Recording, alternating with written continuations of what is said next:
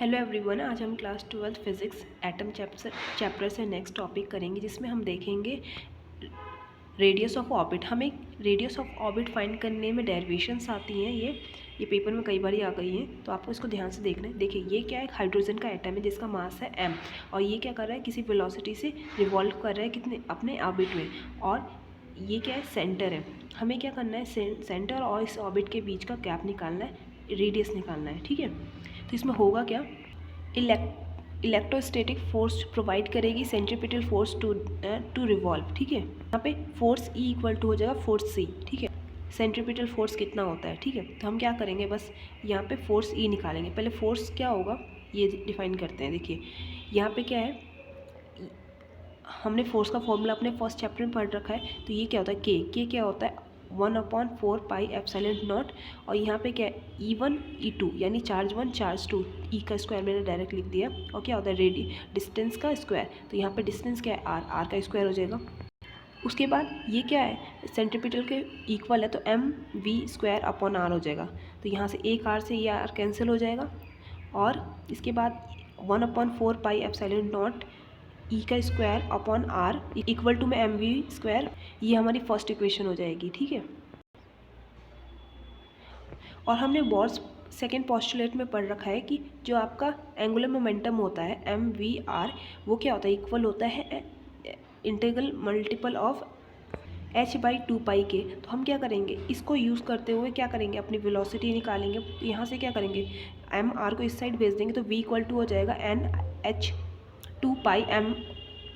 mr।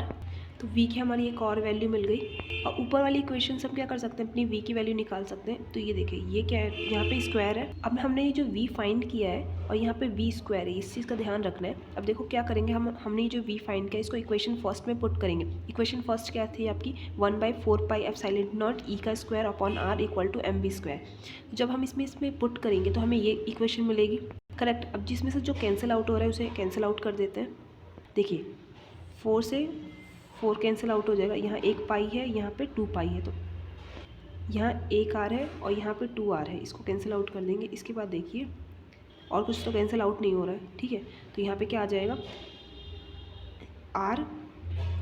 R equal to n² h² epsilon nought upon pi m/e²। ठीक है, यहाँ पे मैंने n क्यों लगाया, यहाँ पे n जो है नंबर ऑफ ऑर्बिट है, मतलब first orbit, second orbit, third orbit, किस ऑर्बिट की बात करें वो है। तो आपको ये ध्यान रखना है। मैं ये लिख देती हूँ, n इक्वल टू क्या है, नंबर ऑफ ऑर्बिट, मतलब कौन से नंबर का ऑर्बिट बात कर रहे हैं। ठीक है, अब एक एग्जांपल ले लेते हैं।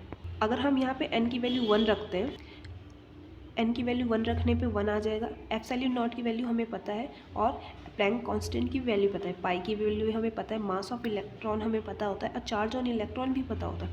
जब हम इन सब की वैल्यूज पुट करेंगे तो हमें कितना मिलेगा, R1 मिल जाएगा हमें 0.52 n, सॉरी n नहीं है ये, n², सॉरी यहाँ पे n² एंगस्ट्रॉम। ठीक है, अब यहाँ पे n क्या है, अब यहाँ पे n, जब भी आपको किसी भी नंबर का रेडियस निकालना हो तो आप क्या करोगे, 0.53 n² एंगस्ट्रॉम रख दोगे, और यहाँ पे n की वैल्यू रख दोगे। ठीक है, तो हम क्या करते हैं,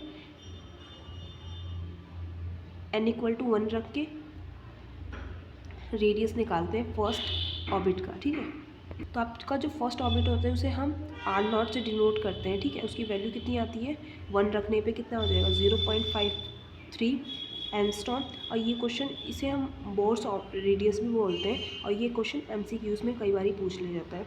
हमें R0 की वैल्यू बतानी होती है, जिसे हम बोर्स रेडियस भी बोलते हैं। लेकिन ये डेरिवेशन लिखने से पहले सबसे पहले आपको ऊपर स्टार्टिंग में लिख देना है, consider a hydrogen atom in which the electron revolve around the nucleus with the velocity of v and there are with the radius of orbit. वरना आपको जो फुल मार्क्स नहीं मिलेंगे, क्योंकि ये स्टेटमेंट हमें लिखनी पड़ती है विद डायग्राम, एंड आपको ये एक्सप्लेन करके ये डेरिवेशन अच्छे से पेपर में करके आनी है। आई होप आपको ये क्वेश्चन समझ में आया हो। Thank you for watching.